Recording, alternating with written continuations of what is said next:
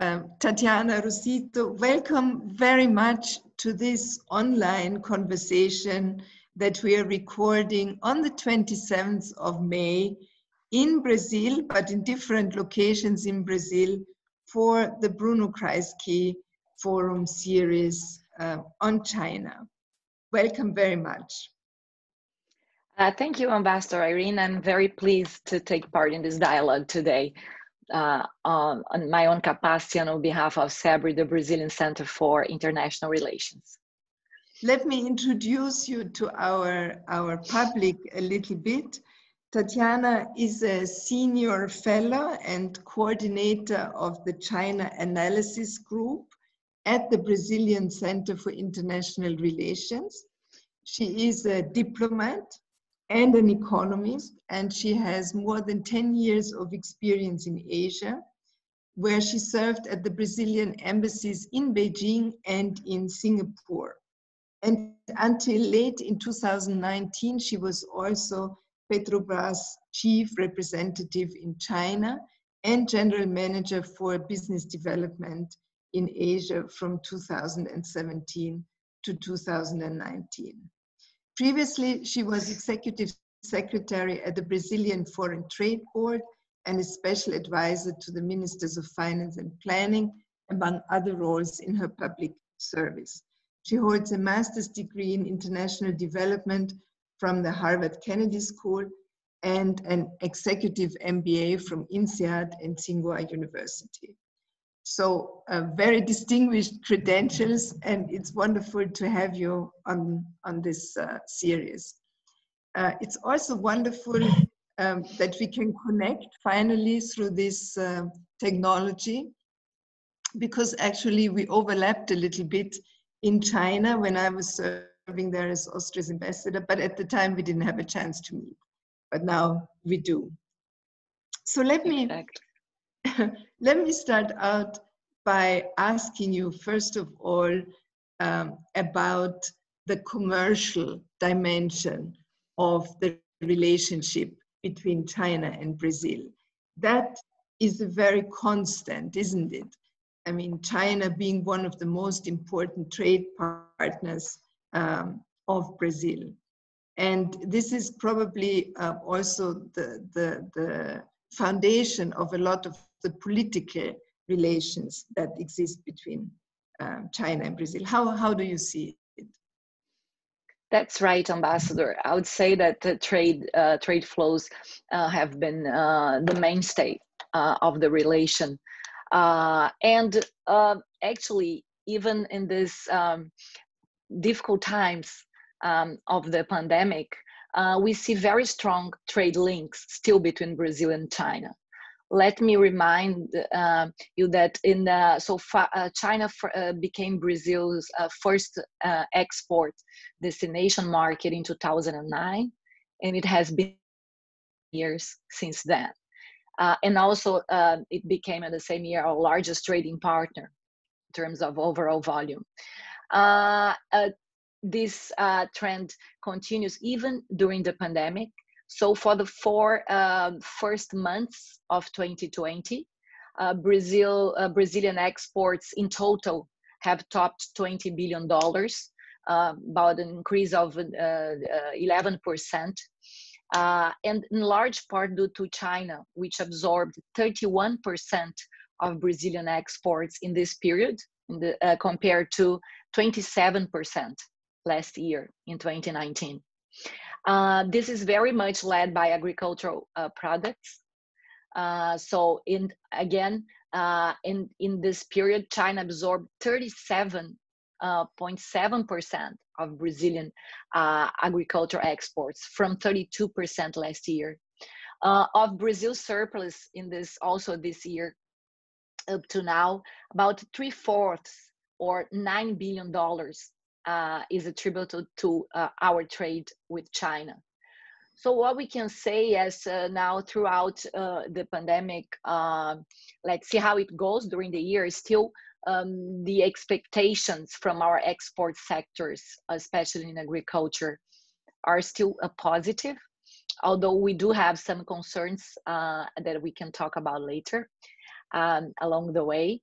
But we can say that actually our reliance on China as a trade partner has increased. For investment flows, they have been certainly hit, as in all the world, I think, with this increased volatility and increased risk. So overall, despite the pandemic, despite some negative rhetoric that we see coming from few localized sectors, especially related to social media in Brazil, we can see that relations are holding well, and that the trade flows and its strength is a good start in times of such hardships.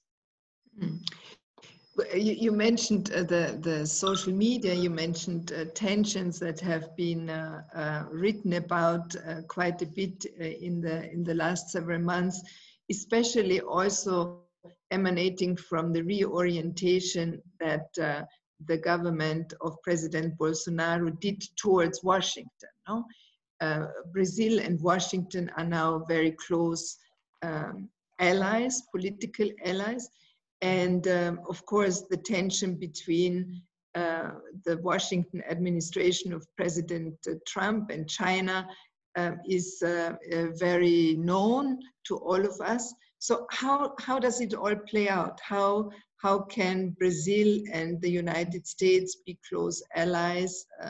China and the US have these tensions over technology, over access to markets, etc. And the relationship between Brazil and China continues solidly. Sure.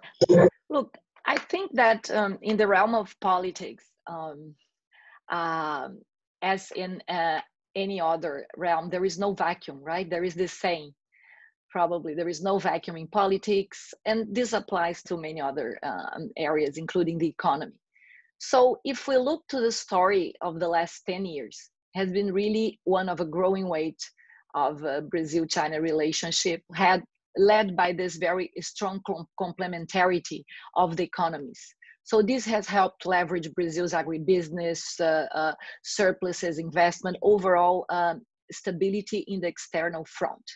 But within this context, the relationship has also grown amid the coincidence of views regarding the role and voice of developing countries around the world. And I think one of the main results, concrete results of this, has been the establishment of the BRICS group in 2009.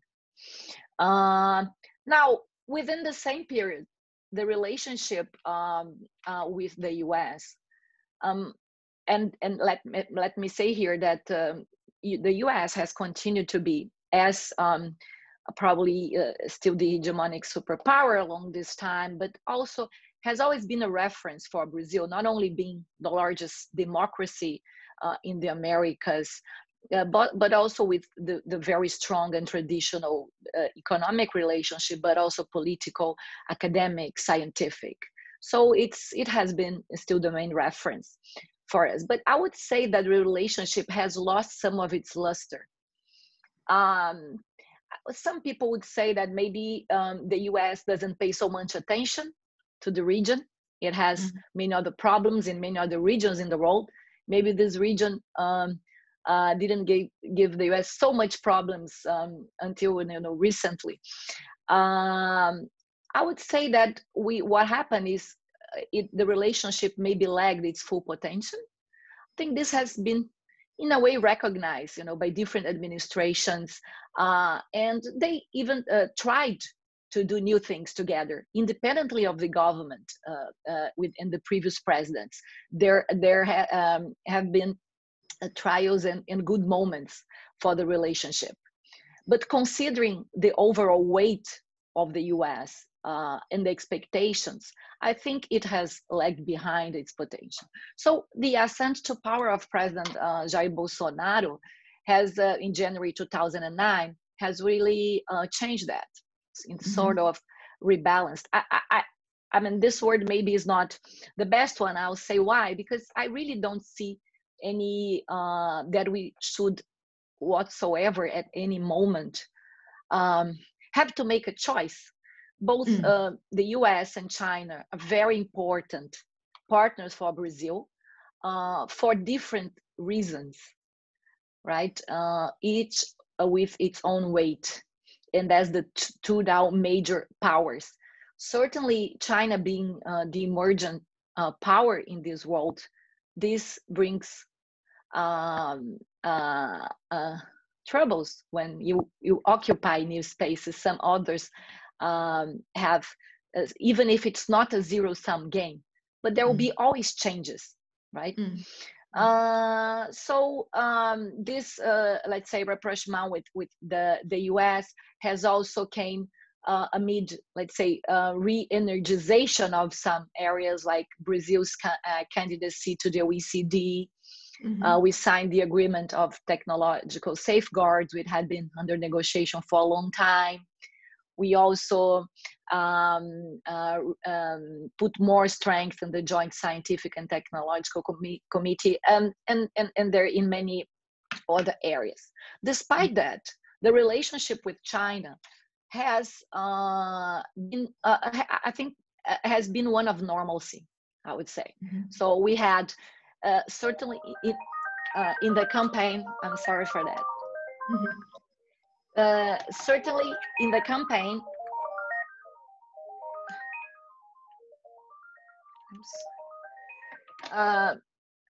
we had so in the campaign there were some like negative references, but then after that we saw a different tone.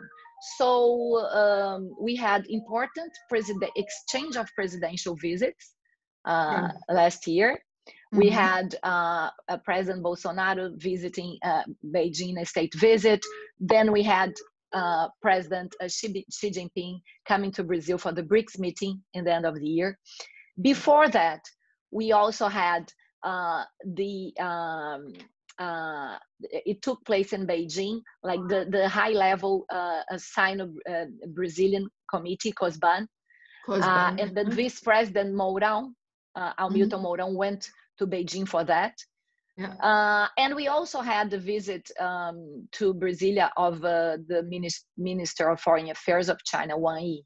So, and also, I would say we had lots of visits in terms of the states, Brazilian governors. So there was really a lot of high-level exchanges, right? So this, in a way, mitigated some concerns about the relationship.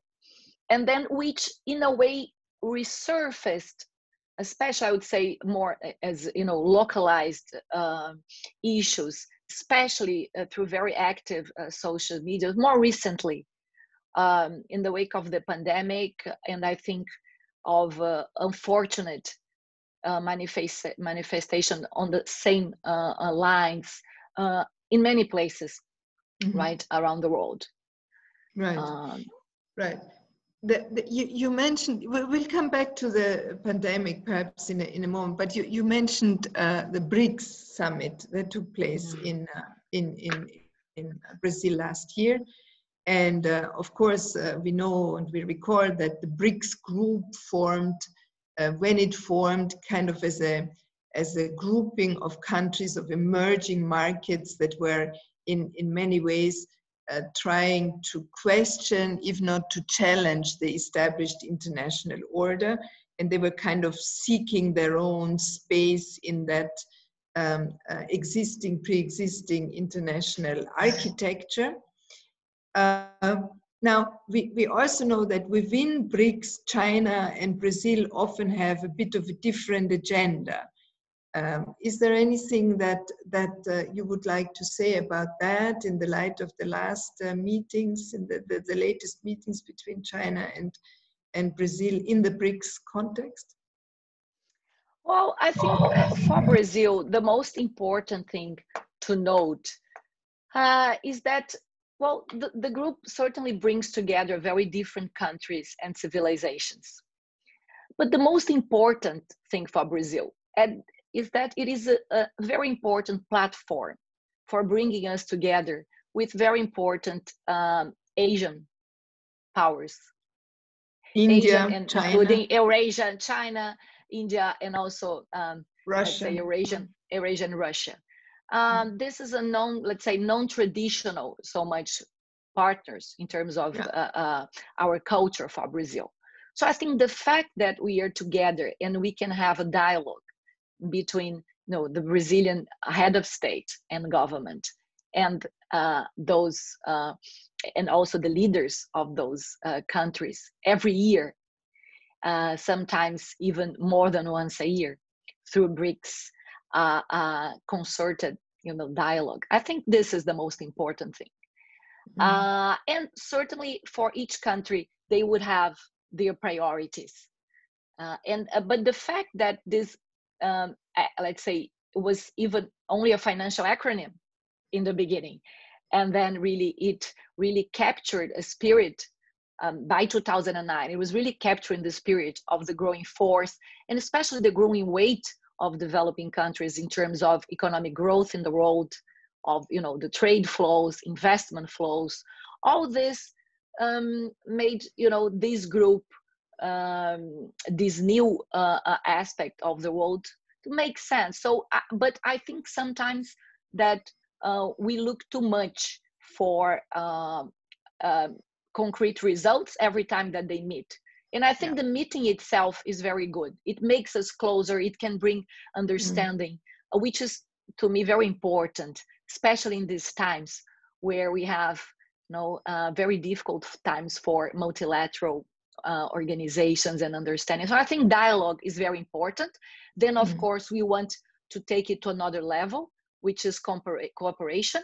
I think even the BRICS have managed to do that with the establishment of, especially in the financial areas, of the reserve arrangements, and in the establishment of the new development bank in 2015. So this is a concrete result.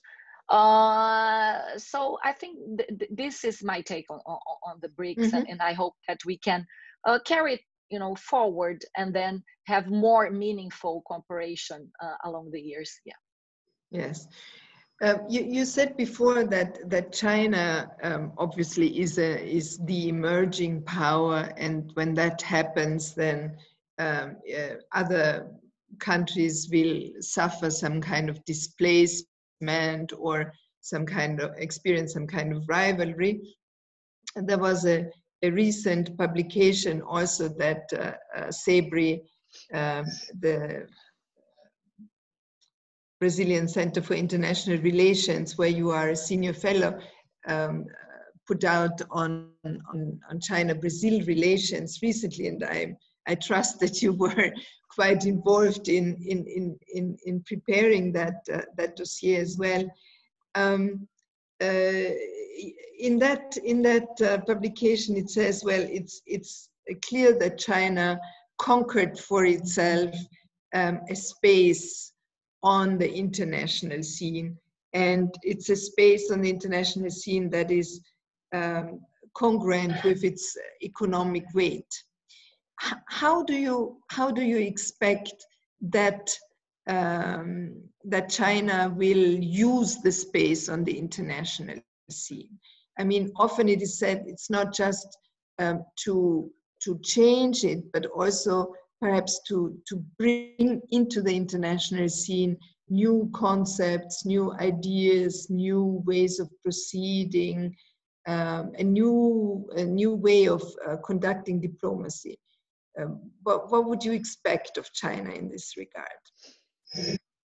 So I think that a lot of, let's say, what are the China proposals are already actually concrete and in place, right, in the last years. So I really see they're trying to, and it's just normal that any country or power will have more relationships, especially in this globalized order, relationships in a weight that is commensurate to their economic flows.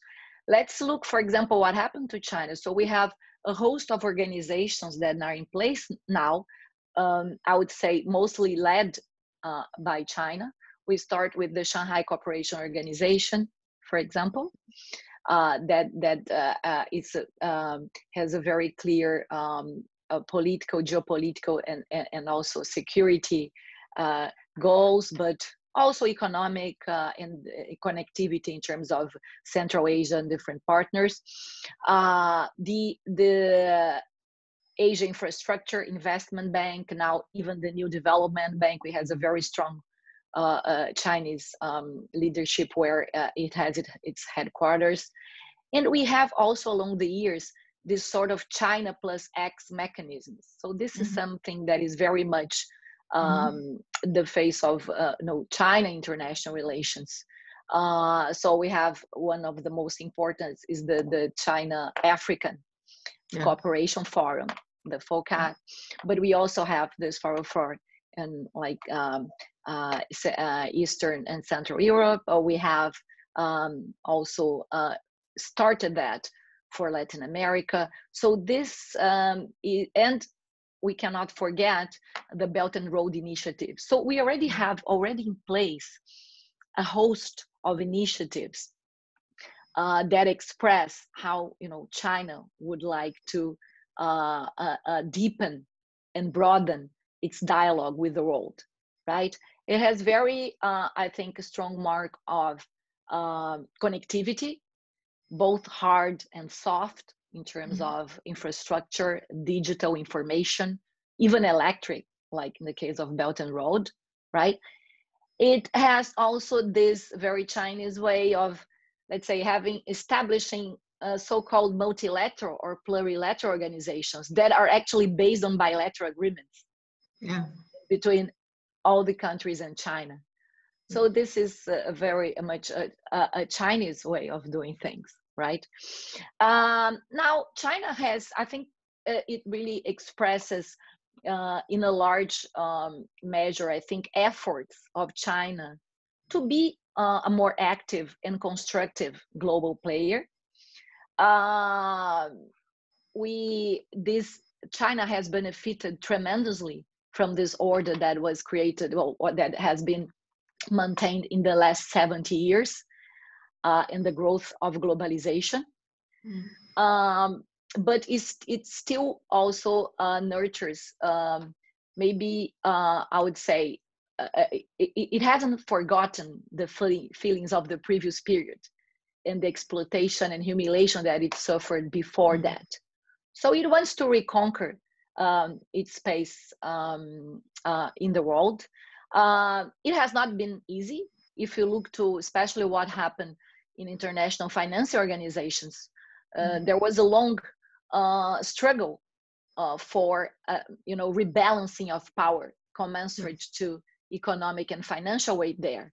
And still ongoing. Despite reforms, China was not able to get so much weight as it wanted.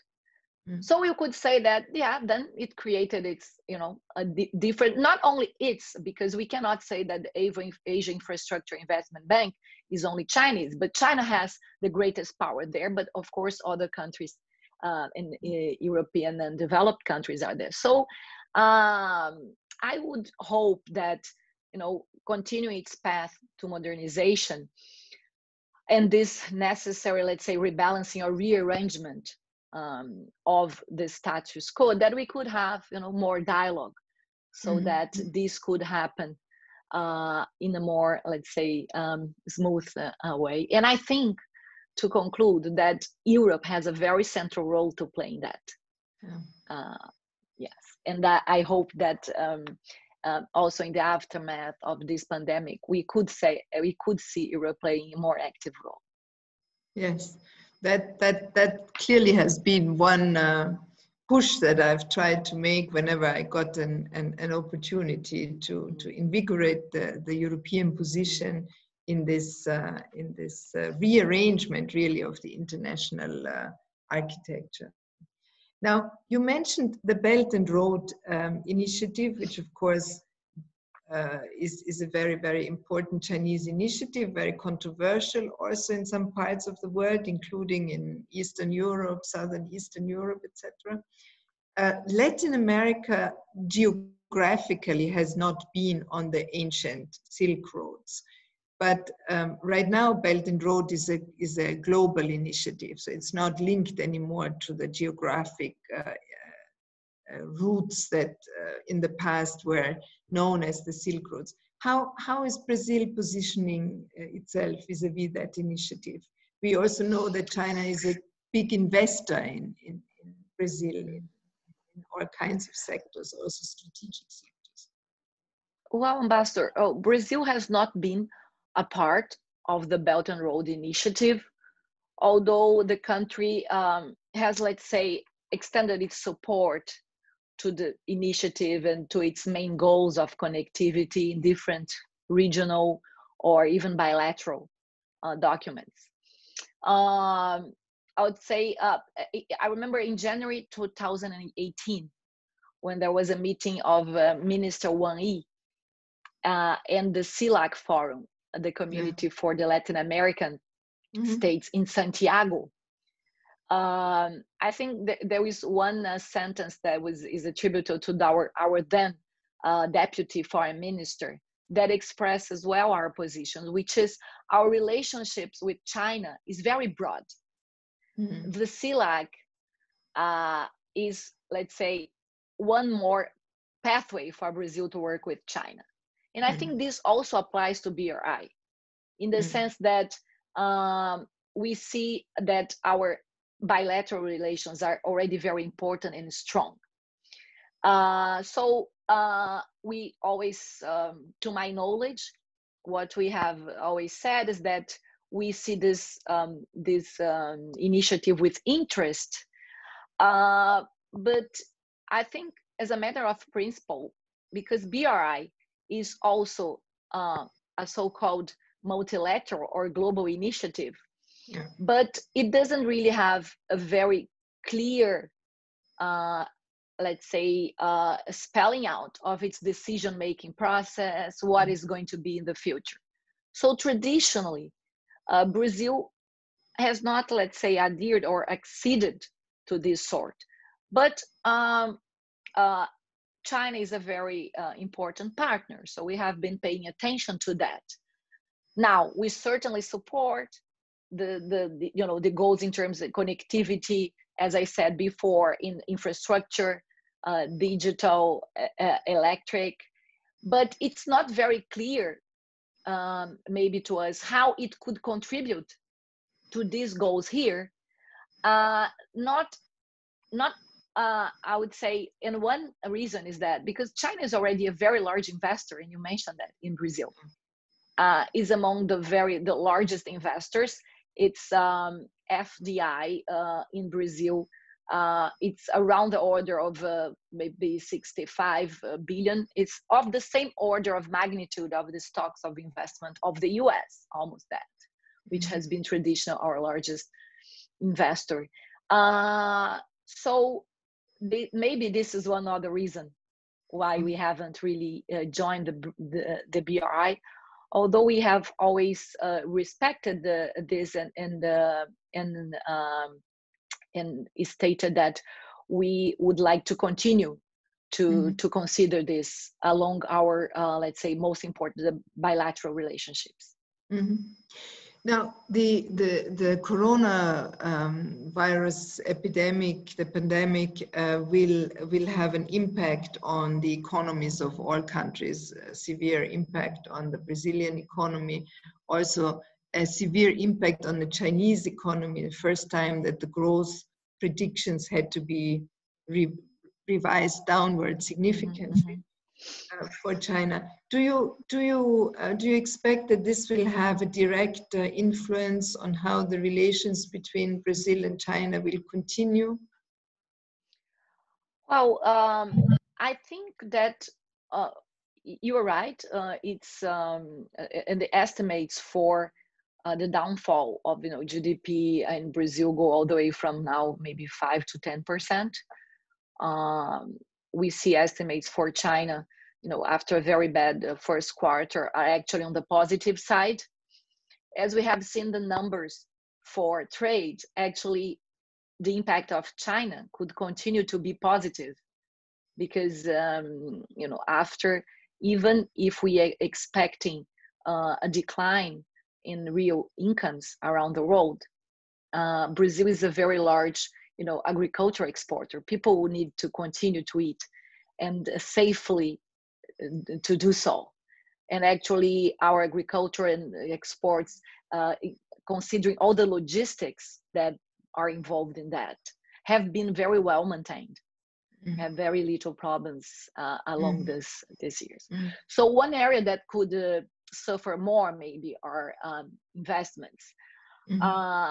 Then we have maybe we don't know the future, but we can see that on the one hand there is a more charged environment, political environment, right? And I think it's very important for China and Chinese investors, maintaining a good and a productive dialogue between governments is always an important thing. It's a safe thing to have that. Although what really see that is leading, or the main thing leading Chinese investments in Brazil is business, and good business. So this is one area. The other area is, I think, Chinese, Brazil itself, after the pandemic, we'll still have all the same problems, or even greater problems than we had before. And one of them is the need for revamping our infrastructure. We need at least to multiply by 3 or 4 the investments that we have in our economy, in infrastructure. And again, this is an area of very strong complementarity with China. Because China shows to have interest, its companies are actively, the major Chinese companies in infrastructure, construction, they are already sort of established or have representatives, and they are looking into areas in Brazil. Maybe other countries are also doing that. And I think a lot of what we actually see lagging behind in this is due to our own country's difficulties in having a very safe regulatory environment in place. This has been changing, and we have seen many good examples in the last years with ports, airports, and China is already a very large investor in Brazil, especially in oil and gas and power sector. About 80% of Chinese investment in Brazil goes to this area. I think there is a very large expectations for how this will go forward in terms of participation in more infrastructure concessions. They already do that in terms of the power sector, although they have also entered this sector with M&As, but we already see a good participation in the power sector, and some also in a few projects in construction. So this will depend, I think, in part on how this appetite comes back, if regulatory is all in place, and also somewhat, I think, in the overall political, let's say, climate for that.